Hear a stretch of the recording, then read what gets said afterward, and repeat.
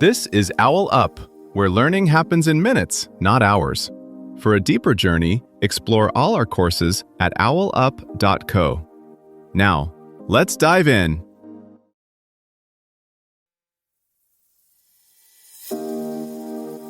Welcome back to Chapter 2 of How Social Media Algorithms Actually Work, where we're diving into something called collaborative filtering. Basically, how platforms figure out what you'll love based on what similar users are already obsessing over. Let's get into it. Right now, an algorithm you've never met knows your taste in music or movies better than some of your friends. Netflix once ran a global contest just to squeeze a tiny bit more accuracy from it. Today, we'll pull back the curtain on how those "you might like this" guesses really work. Some of the most powerful systems behind your screen don't start with "who are you," but with "who behaves like you." That's the core twist behind collaborative filtering. It learns from crowds, not from your biography. Instead of asking your age, job, or hometown, it quietly watches patterns. Which shows cluster together across millions of people? Which products tend to land in the same carts? Which songs are often replayed after a certain artist? Over time, dense constellations of co-choices emerge, tight little neighborhoods of items and people that move together. You might never rate anything, but your pauses, replays, and scroll-bys still leave tiny footprints. Stacked across millions of users, those traces become strong signals. In this episode, we'll unpack how those signals are combined, why scale matters so much, and where this pattern-sharing approach starts to break down. At web scale, this pattern spotting becomes less like guessing and more like running a massive social experiment. Every click, skip, and binge subtly reshapes invisible crowds you belong to, people who happen to move through catalogs in vaguely similar ways. That's why a niche documentary you watched at 2 a.m. might quietly boost a foreign series into your row a week later. Others who watched that doc drifted there too. Crucially, the system doesn't care why you made those choices. It just tracks the rhythm of your decisions and continuously regroups you as new behavior flows in. When engineers implement this in practice, they usually start with a giant table. Rows are people, columns are items, and each cell is an interaction, maybe a rating, a click, a watch, or a purchase. In theory, you could compare every row to every other row and say, whose pattern most closely lines up with yours? That "who is near whom" idea is called the neighborhood method. User-based versions look sideways across rows. Item-based versions look down columns and ask, which products, movies, or songs tend to show up together across many people? That brute force matching collapses once the table gets big. A typical platform has millions of users, millions of things, and the table is almost entirely empty. Most people touch only a tiny fraction of what exists. To cope, companies either approximate, using tricks like approximate nearest neighbors that skip unlikely comparisons, or change the representation entirely. That's where matrix factorization comes in.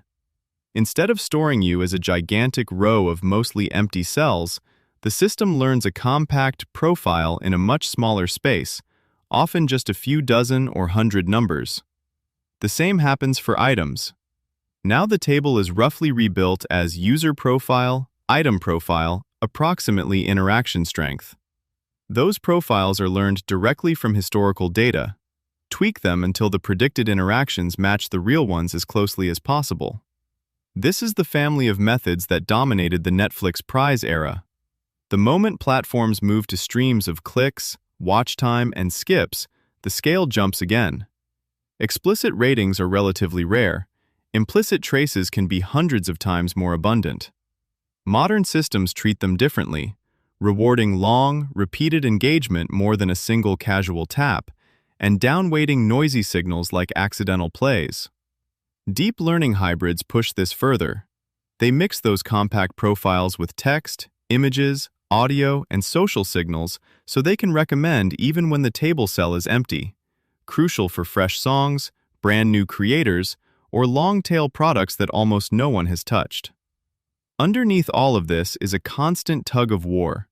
Lean too hard on what's already popular, and the system just recycles blockbusters. Lean too hard on obscurities and people feel lost.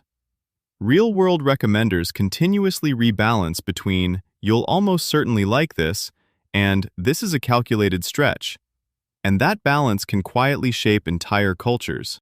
On Netflix, two people might never watch the same hit show, yet still be neighbors because they both drift toward slow-burn crime series and bleak European dramas. Collaborative filtering notices that hidden kinship and quietly surfaces a Danish noir to both, even if it's buried deep in the catalog. On Amazon, item-to-item methods link things you'd never tag together. People who buy a budget microphone and an HDMI capture card often end up with the same mid-range ring light. The system learns that bundle long before marketing teams give it a name. Spotify leans heavily on similar tricks for Discover Weekly, but with a twist. It can fold in audio features, tempo, timbre, energy, so that a 7-minute jazz track and a 3-minute lo-fi beat end up in the same late-night focus cluster. In medicine, researchers adapt these ideas to find patients like this one across huge records, then surface treatments that worked best for that tiny, relevant group. Billions of micro-choices will soon link across apps, devices, even cities, so a late-night reading binge might quietly sway the cafes or events you see nearby. Tuning that web will feel less like fixing a single playlist and more like adjusting the lighting in a whole house, bright in some rooms, dim in others. Your challenge this week: notice 3 moments when a suggestion nudges you somewhere unexpected and ask, who else's trail might I be following right now? As these systems spread, their quiet suggestions can feel like a gentle river current. Stay in the main flow or swim sideways into smaller, stranger streams. Over time, those tiny course changes add up, shaping which voices are amplified and which stay unheard. Noticing that drift is the first step toward steering your own path through the feed. Before next week, ask yourself, 1. If I had to design a super basic, people who liked X also liked Y recommender for just 10 friends today, what concrete data about their behavior, ratings, clicks, watch time, skips, would I actually collect, and why those signals over others? 2. Looking at one app I use daily that recommends things, Netflix, Spotify, Amazon, YouTube, where do I see user-user collaborative filtering signals, similar people, versus item-item signals, similar content, and how might each one be failing me in a specific example? 3. If my own tastes have changed over the last year, how would I want a collaborative filtering system to notice and adapt? What behaviors of mine today should count more than my history, and what would I deliberately do this week to help it relearn my preferences? This was OwlUp, your daily step forward. To keep learning with structured courses and more insights, go to owlup.co. Until tomorrow!